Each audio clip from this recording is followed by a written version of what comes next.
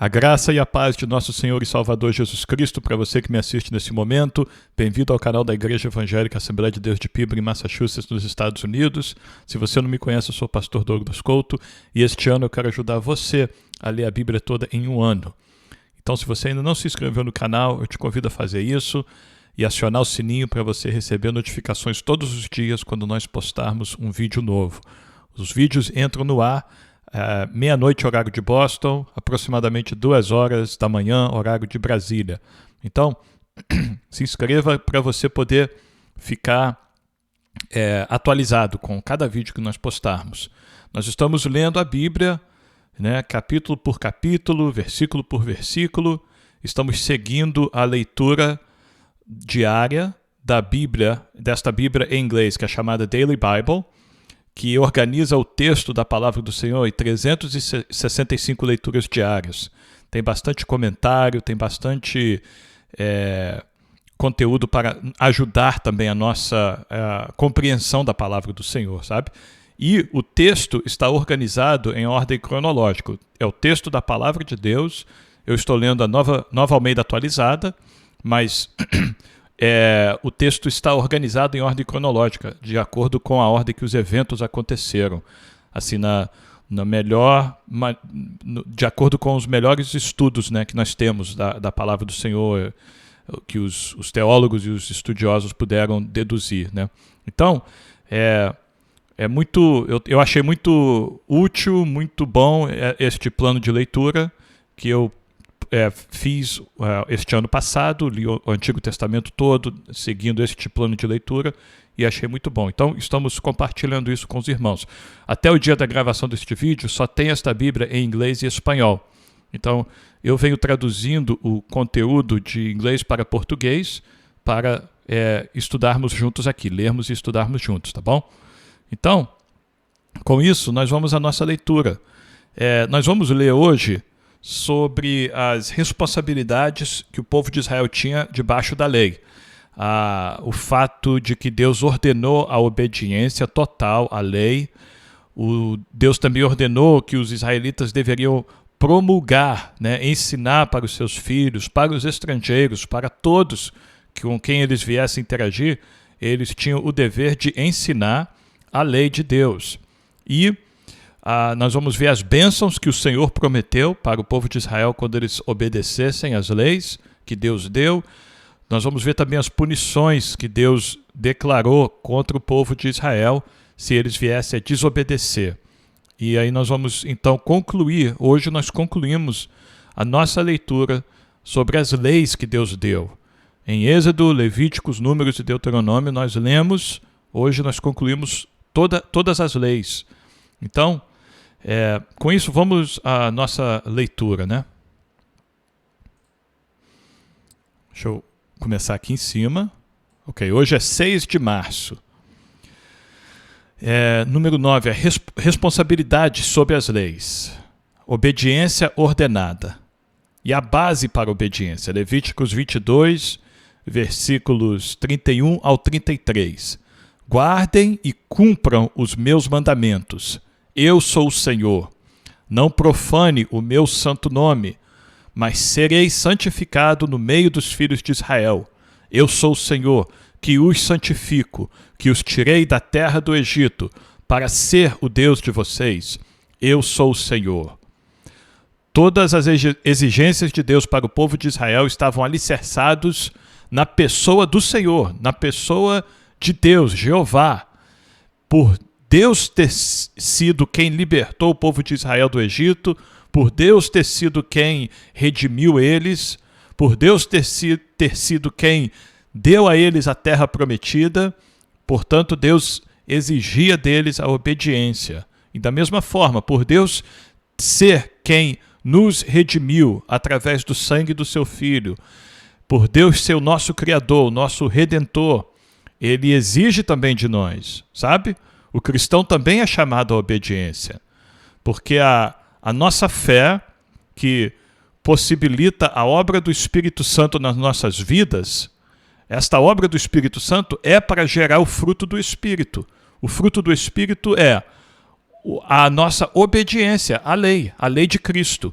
Nosso desejo de agradar a Deus, o nosso desejo de rejeitar os desejos da carne e praticar as obras que Deus tem para nós praticarmos. Então, nós também somos chamados à obediência da mesma forma. Então vamos continuar. Lei que não pode ser alterada. Deuteronômio 12, versículo 32. Tudo que eu lhes ordeno, vocês devem observar. Não acrescentem nem diminuam nada. Em outras palavras, a lei que Deus deu ao povo de Israel é perfeita. Não precisa ser acrescentada, não precisa ser diminuída, não precisa ser elaborada. Esta é a lei. Esta lei que aborda estes assuntos é o que Deus deu ao povo de Israel. O dever de promulgar. Franjas memoriais. Números 15, versículos 37 ao 41, também em Deuteronômio 22, versículo 12. O Senhor disse a Moisés: fale aos filhos de Israel e diga-lhes que ao longo das suas gerações coloquem franjas nas extremidades das suas capas e ponham um cordão azul em cada franja. Eu tenho uma imagem aqui para compartilhar com vocês. Esta aqui é a franja a qual este texto se refere. Era um acessório, né, que os israelitas, os homens israelitas, tinham que colocar nas suas capas. E se você procurar na internet, você vai ver fotos de israelitas, judeu ortodoxo, você vai ver eles com capas, e aí nas capas tem essas franjazinhas penduradas. Essas 4 franjas simbolizavam a lei de Deus. Toda vez que o israelita olhasse para aquela franja, ele se lembraria dos mandamentos do Senhor. Depois, mais à frente, nós vamos ver Deus dizendo que ele viria ao povo de Israel trazendo salvação nas suas asas. A palavra para essas franjas e a palavra para asas no hebraico é a mesma. É a palavra tzitzit. Se você acompanhou o nosso discipulado alguns anos atrás, que nós fizemos pelo Facebook, né? Você vai lembrar que nós estudamos sobre isso. Tzitzit é a palavra no hebraico que significa essas franjas, mas também significa asas. A significância disso tudo, que isso está simbolizando? Ele simboliza, sim, os mandamentos do Senhor. Mais à frente, ele simboliza a salvação que o prometido de Deus traria para todo aquele que crê na promessa. E nós vemos isso se cumprir, sabe quando? Lá no Novo Testamento, quando a mulher do fluxo de sangue, ela ouve falar do Senhor Jesus e ela fala, olha, se eu apenas tocar nas orlas das suas vestes. O que eram as orlas? Ela estava se referindo a isso, a essas franjas. Por que ela falou isso? Porque no decorrer dos anos, após aquela promessa que o Senhor fez, que ele mesmo viria trazendo salvação nas suas asas para o povo de Israel, tornou-se então, desenvolveu-se uma crença no meio do povo de que quando o Messias se manifestasse em Israel, até as orlas, até as franjas das suas vestes curariam os doentes. Então a mulher do fluxo de sangue, que conhecia o significado original dessas franjas que ela via, né, na roupa dos judeus, dos homens judeus, ela também tinha fé na promessa de que o Messias viria e até as franjas da sua roupa curaria as pessoas.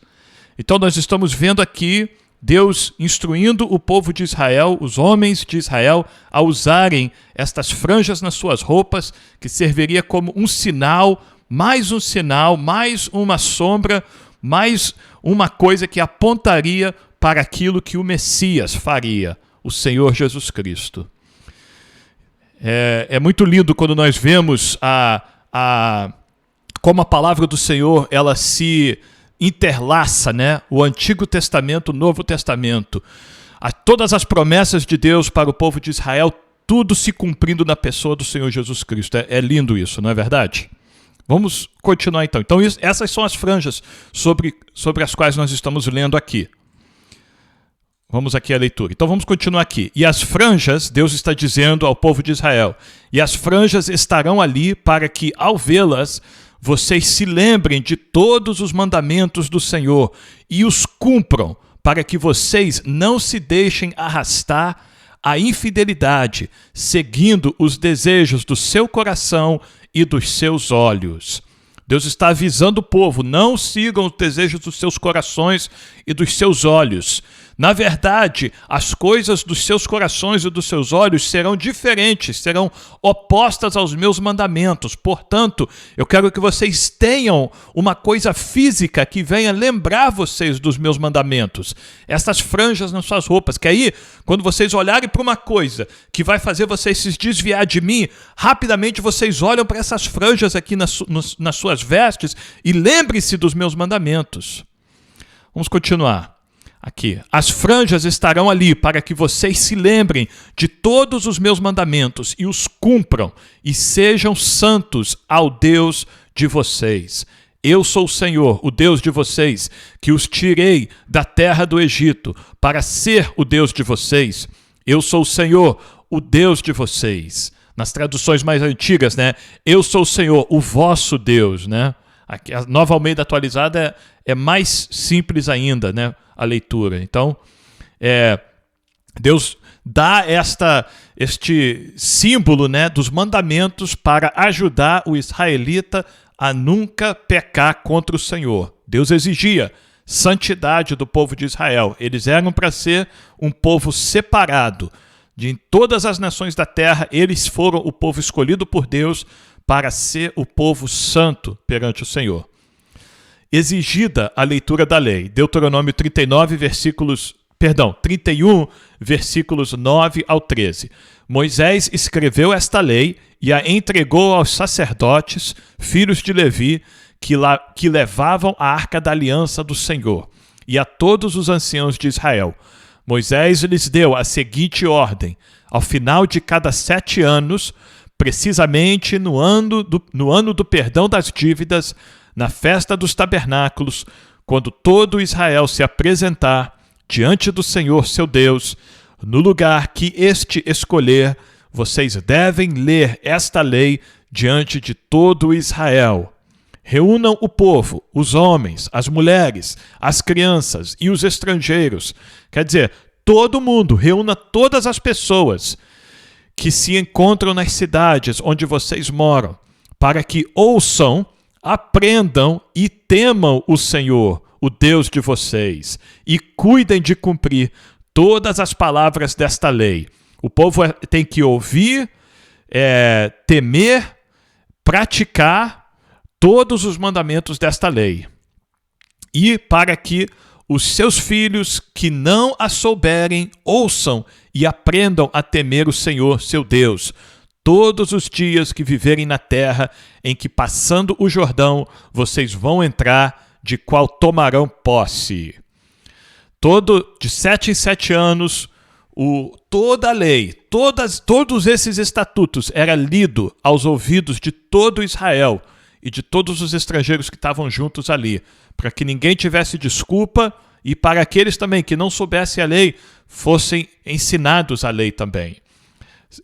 E certamente o povo tinha outras formas de ensinar a lei para os seus filhos, né? Era o dever dos pais falar. Nós vemos, há algumas semanas atrás, nós lemos o mandamento do Senhor, o estatuto do Senhor, ordenando os pais a falar sobre a lei de Deus, quando se levantar, quando sentar para comer, quando estiver caminhando no caminho com seus filhos, em todos os momentos falar sobre a lei de Deus.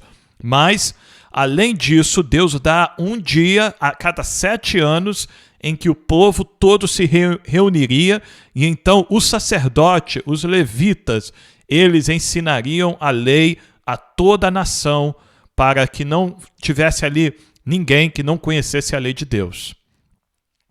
Bênçãos da obediência. As bênçãos enumeradas, Levítico 26, versículos 3 ao 13.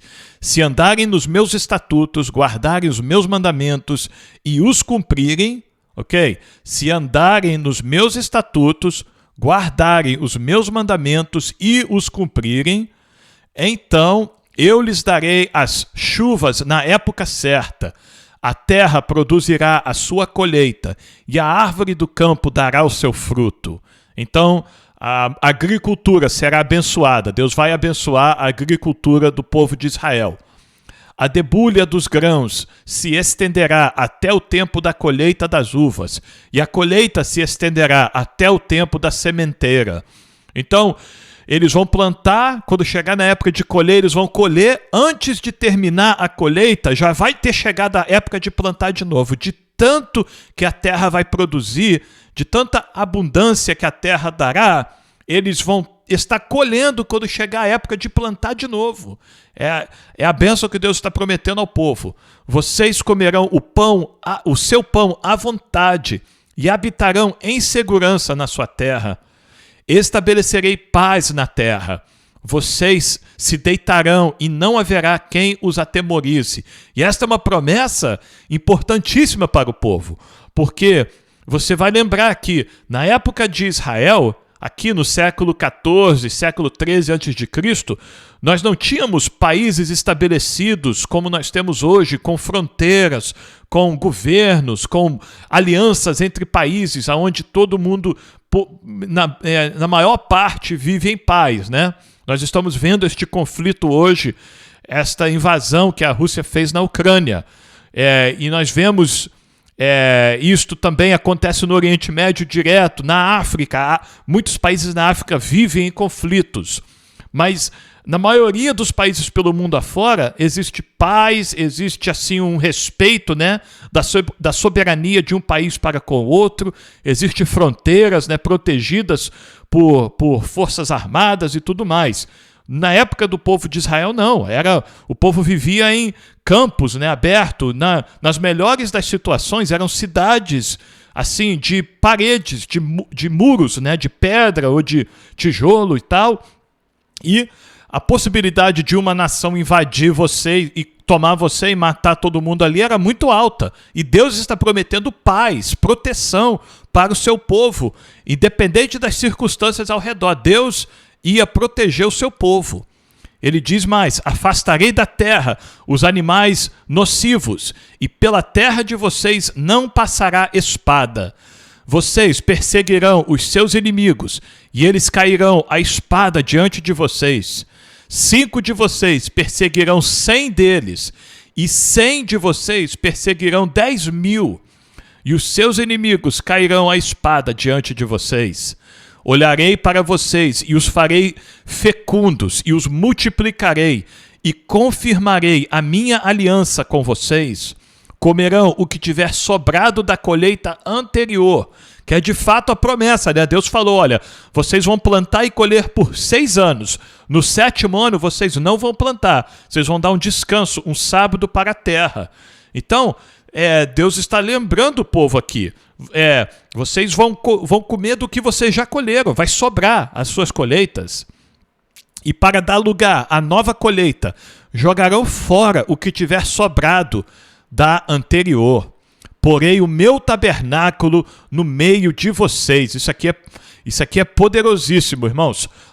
Deus está dizendo, porei o meu tabernáculo no meio de vocês. Sabe o que é isso, o tabernáculo do Senhor? Este é o Emanuel. A palavra Emanuel, em hebraico, significa Deus estabelecendo a sua tenda no meio do seu povo. Aquilo que Cristo fez perpetuamente para a igreja, para todo aquele que nele crê. Por isso que em Isaías, Cristo é chamado de Emanuel, né? Porque ele seria Deus conosco. É o que Deus está prometendo aqui ao povo de Israel. Eu porei o meu tabernáculo, a minha tenda, eu vou colocar a minha presença no meio de vocês. E não me aborrecerei com vocês. Andarei entre vocês. Se você ler alguns domingos atrás, um mês aproximadamente atrás, na última ceia na nossa igreja, eu trouxe uma palavra sobre andar com Deus. O que acontece quando o homem anda com Deus?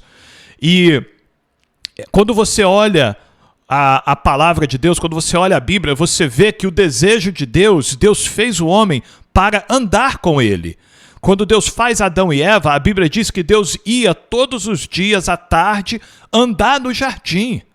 Quando Deus viu Enoque, Deus viu a amizade que ele tinha com Enoque, a Bíblia diz que Enoque andava com Deus. E depois Enoque não foi mais.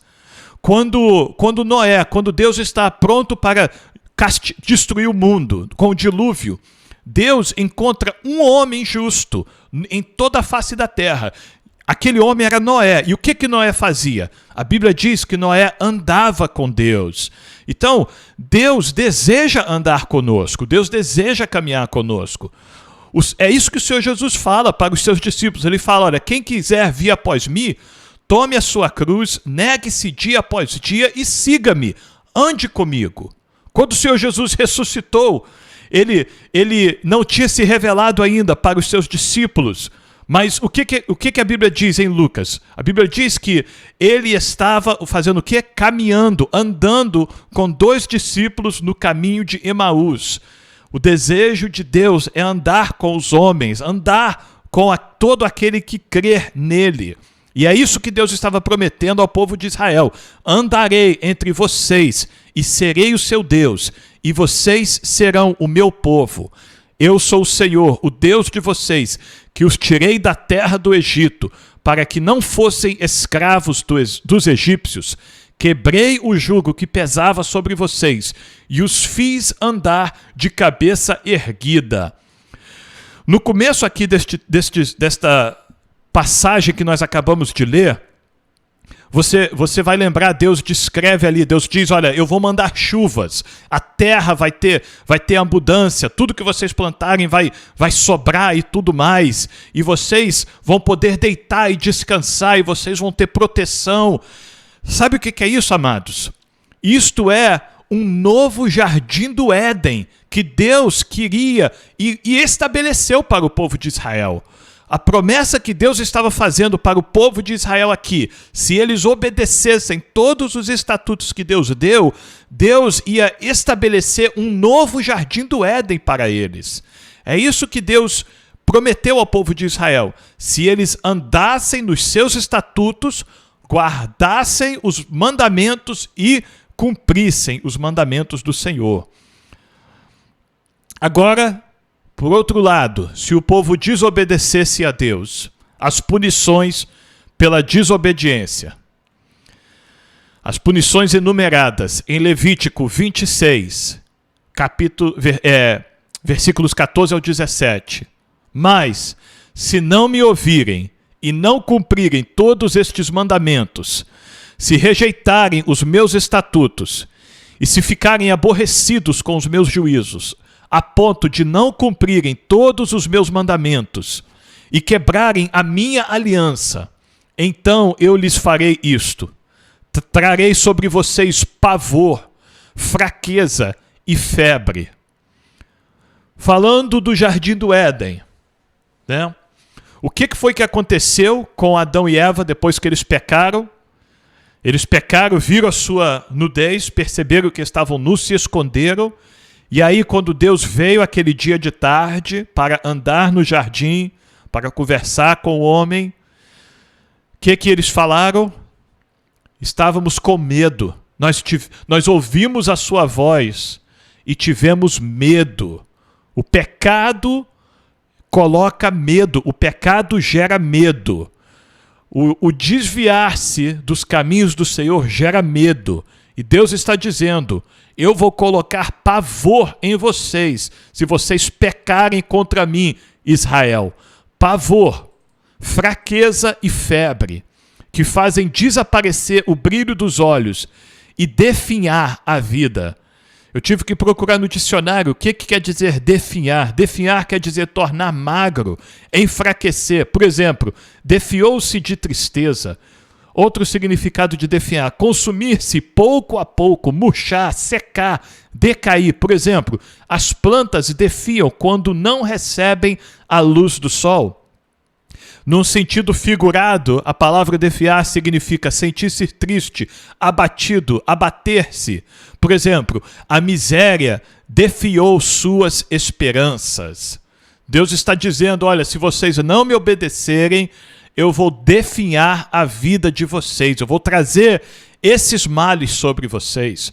Vocês semearão. Aí, lembra de todas as promessas da abundância da terra? Agora vai ser o contrário. O castigo é o oposto disso.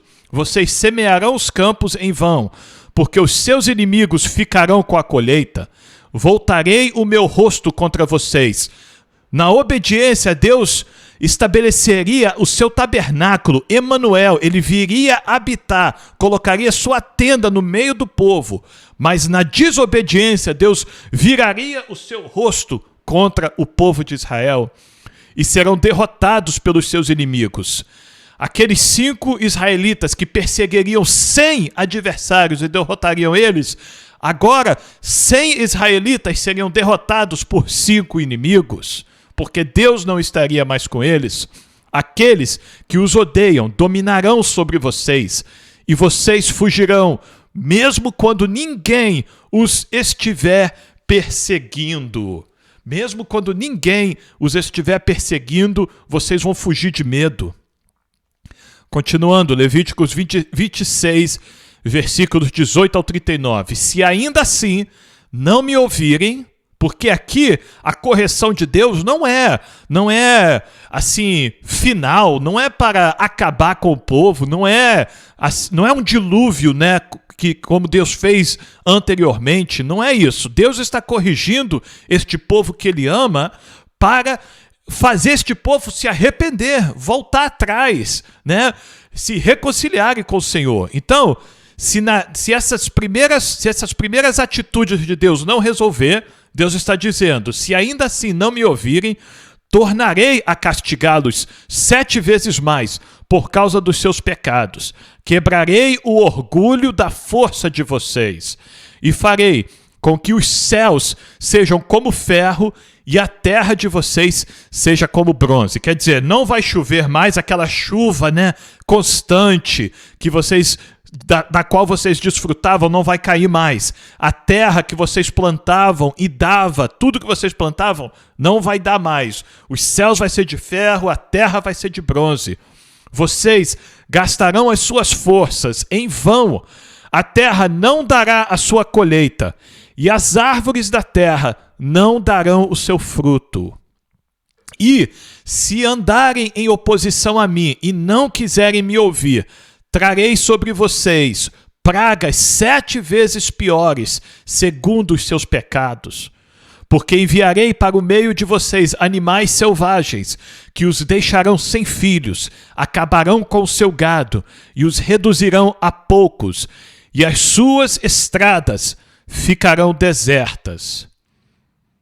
Se ainda com isto, então tem uma segunda medida aqui de castigo, de juízo que Deus traz, está prometendo trazer contra o povo de Israel se eles abandonassem os mandamentos do Senhor. Então, se essa segunda etapa aqui de juízo não resolvesse, se ainda com isto vocês não se corrigirem e não voltarem para mim, porém andarem em oposição a mim, eu também serei contrário a vocês. Perceba que o contrariar de Deus é em resultado da atitude do povo, ok? Não é Deus abandonando o povo, é o povo abandonando Deus. Então Deus se contraria, então Deus se levanta contra o povo para ensinar-lhes, para corrigi-los, na esperança de resgatá-los, de redimi-los novamente, de humilhar-los para que eles possam se arrepender e se consertarem com o Senhor. Eu também serei contrário a vocês, e eu mesmo os ferirei 7 vezes mais por causa dos seus pecados. Na primeira etapa e na segunda etapa de juízos que Deus executaria contra o povo de Israel, Deus estava usando elementos da natureza, né? Deus estava controlando a natureza, Deus estava influenciando os animais para atacar o povo, Deus estava enfraquecendo o povo na guerra para eles serem derrotados. Mas agora, nesta terceira etapa, Deus vai agir de uma forma sobrenatural contra o próprio povo. É a própria presença de Deus, aquela presença de Deus que era a proteção do povo, vai se tornar a maldição do povo agora. Por causa da sua desobediência, por ter repetidamente, insistentemente rejeitado o Senhor, rejeitado os mandamentos e rejeitado o castigo do Senhor, que era para servir como alerta, para abrir os olhos do povo, né, para o povo se arrepender. Deus diz: trarei sobre vocês a espada vingadora da minha aliança.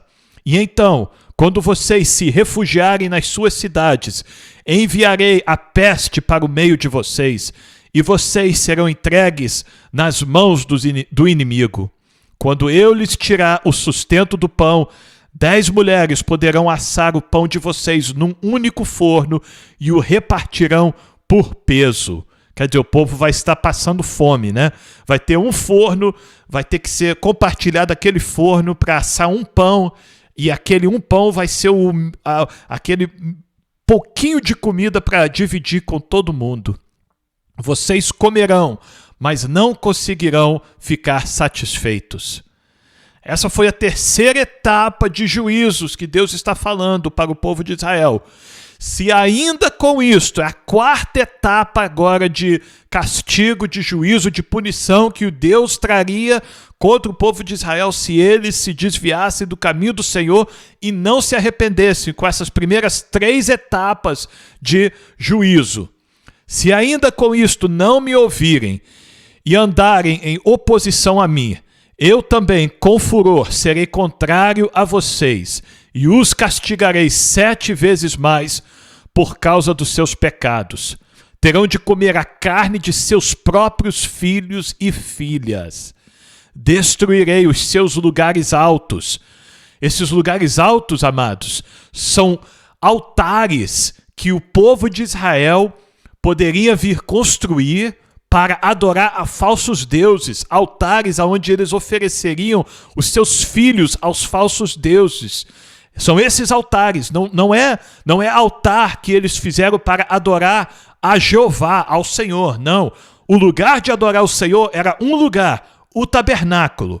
Esses altares aqui seriam coisas que eles adotariam das outras nações e se submeteriam a fazer estas abominações também.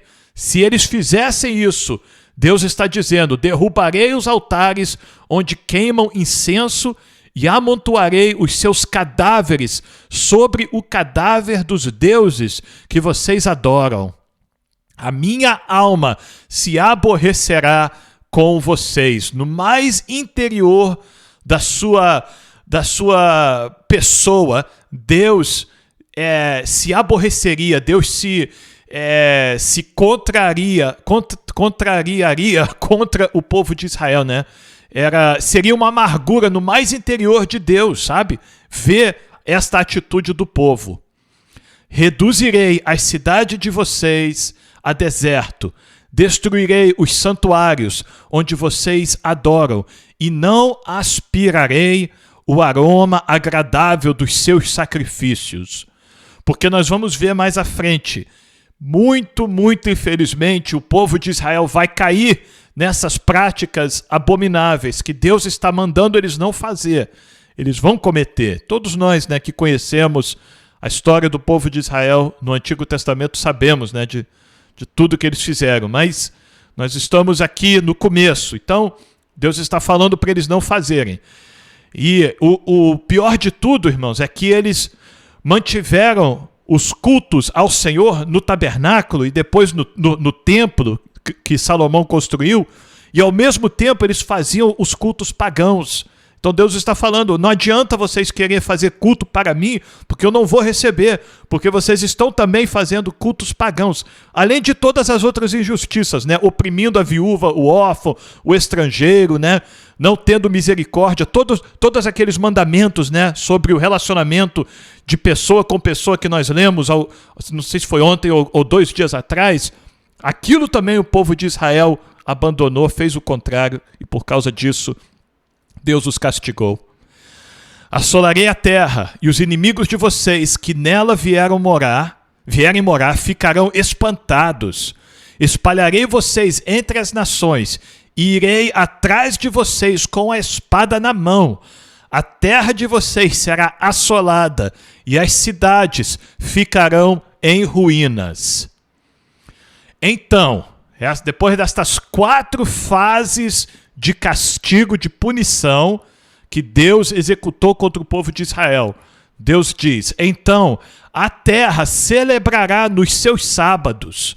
A terra, a natureza. Lembra que Deus falou que a cada 7 anos o povo de Israel tinha que deixar a terra descansar? Pois este mandamento também é um dos mandamentos que eles vão quebrar. E parece um mandamento assim insignificante, mas Deus está dizendo aqui, olha, depois de todos esses castigos que eu executar contra vocês, a terra, ela vai celebrar, a terra vai regozijar, porque finalmente vai ter os seus sábados, vai ter o seu 7º ano de descanso. Todos os dias da sua assolação, e vocês estarão na terra dos seus inimigos. Neste tempo, a terra descansará e observará os seus sábados. Está falando da natureza. A natureza vai regozijar, vai agradecer a Deus pelo que Deus fez contra este povo rebelde, que não tinham piedade nem da própria terra que Deus deu a eles. Durante todos os dias da assolação, a terra descansará, porque não descansou nos sábados de vocês, quando vocês moravam nela. Aqueles de vocês que sobreviverem, eu lhe meterei no coração uma ansiedade tal nas terras dos seus inimigos, que o ruído de uma folha movida os perseguirá.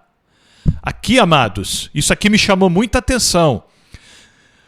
Ansiedade no coração, muita ansiedade que nós sentimos nos nossos corações é fruto da desobediência a Deus.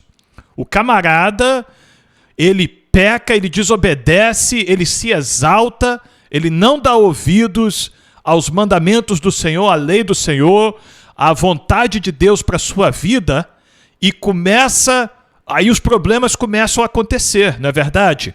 Aí o adversário se levanta, o inimigo se levanta, começa um problema daqui, outro problema dali, uma coisa dá errado aqui, outra pessoa se levanta aqui, e isso vai causando ansiedade em nossos corações. Deus está dizendo aqui, olha, ele vai meter uma ansiedade no coração do povo de Israel por causa dos seus pecados. Então, muita ansiedade que nós sentimos é falta de temor ao Senhor, que nos levou a pecar. E se nós nos arrependermos desses pecados, se nós nos humilharmos perante o Senhor e confessarmos os nossos pecados, assim como essas ansiedades, aí ele vai fazer o que ele promete fazer aqui para o povo de Israel também. Logo em seguida nós vamos ver o que Deus vai fazer para o povo que se arrepende. Mas ansiedade, eu achei importante chamar a nossa atenção para isso. Ansiedade no coração, fruto de pecado. Muito, muito sério isso. Vamos continuar. Nas terras dos seus inimigos, que até o ruído de uma folha movida os perseguirá. Fugirão como quem foge da espada e cairão sem ninguém os perseguir. Cairão uns sobre os outros como diante da espada, sem ninguém os perseguir. Vocês não conseguirão se levantar diante dos seus inimigos. Vocês perecerão entre as nações, e a terra dos seus inimigos os consumirá. Aqueles de vocês que sobreviverem serão consumidos pela sua iniquidade nas terras dos seus inimigos, nas terras dos inimigos de vocês, e pela iniquidade de seus pais, com eles serão consumidos. 4 ou 5 etapas de castigo que Deus promete para o povo de Israel se eles se desviarem dos caminhos do Senhor. Agora, os efeitos do arrependimento. Levíticos 26, versículos 40 a 42. Mas, se eles confessarem a sua iniquidade e a iniquidade de seus pais. Primeiro, confessar a sua iniquidade e a iniquidade dos seus pais. Na infidelidade que cometeram contra mim. E se confessarem que andaram em oposição a mim. Terceiro, fazendo com que também eu fosse contrário a eles e os fizesse entrar na terra dos seus inimigos. Se o coração incircunciso que eles têm se humilhar. Quarto, ok? O coração incircunciso, né? O coração que está com aquela carne ainda, que está dando lugar ou dando prioridade à carne, né? Não removeu a carne do seu coração, né? Não quer dizer que tem que se tornar um coração de pedra, mas um coração incircunciso é um coração que tem carne demais, sabe? O coração tem que ser circuncidado. É o que Deus quer dos nossos corações, que eles sejam circuncidados. Isso é, tirar falando assim figurativamente, né? Figuradamente, tirar uma carne do coração para dar lugar ao Espírito, para dar lugar às palavras do Espírito no nosso coração, as palavras do Espírito Santo. Isto é o sentido aqui do coração incircunciso. É um coração que é mais carne do que espiritual. Então, se eles se humilharem e aceitarem o castigo da sua iniquidade, perceba, o castigo Deus não vai tirar, o castigo continuará, mas o povo, em seu estado de humilhação, eles aceitarão o castigo. Eles não vão continuar na sua rebeldia, na sua exaltação durante o castigo. Deus não vai remover o castigo totalmente, mas o povo vai aceitar o castigo. Então me lembrarei da minha aliança com Jacó, e também da minha aliança com Isaque, e também da minha aliança com Abraão, e da terra me lembrarei. Isto é, de todas as alianças que eu fiz, de todas as etapas da aliança que eu fiz com cada um dos seus antepassados, Jacó, Isaque antes dele e Abraão antes dele, e até mesmo a aliança que eu fiz com a terra, quando eu pronunciei as bênçãos sobre a terra, tudo isso vai voltar para vocês, se vocês se arrependerem com todos esses passos de humilhação. É o que Deus está prometendo para o povo. Então, todas as vezes que nós nos humilhamos perante o Senhor, Ele é misericordioso para renovar a sua aliança conosco. E é verdade, irmãos, é verdade que até mesmo deste lado da cruz, até mesmo na dispensação da graça, nós não estamos mais debaixo da lei, é verdade. Nós estamos agora debaixo da graça. É a lei de Cristo, não é mais a lei de Moisés, é a lei de Cristo. Mesmo assim, as consequências do pecado, elas são reais ainda. E muitos ainda vão colher e colhem as consequências do seu erro. Como Deus disse aqui, se vocês aceitarem o castigo da sua iniquidade, nós também, se nós pecarmos, é possível que nós venhamos sofrer a consequência desses pecados. Não quer dizer que Deus não nos perdoa dos nossos pecados, não escreve o nosso nome no livro da vida e não nos aceita como seu filho novamente. Não é isso. Mas a consequência do pecado, ela é verdadeira. Por isso que nós temos que ter muito, muito, muito temor ao Senhor. A graça, ela não é mais liberal. O apóstolo Paulo explica muito bem sobre isso. Não temos tempo aqui de explanar isso agora. Nós vamos explanar isso quando nós chegarmos lá na carta do apóstolo Paulo aos Romanos. A graça, ela não é mais liberal. Ela é, na verdade, mais exigente. Por quê? Porque a graça, ela possibilita o nosso relacionamento com Deus sem estes sacrifícios, por causa do sacrifício do Senhor Jesus Cristo, mas este relacionamento com Deus tem que ter evidências do fruto do Espírito. A graça, ela possibilita que o Espírito Santo venha habitar em nós. Deus não habita mais em templos feitos por mãos de homens. Deus habita em templos feitos por suas próprias mãos. Isto é, o ser humano. Deus habita em nós agora. O Espírito Santo habita em nós.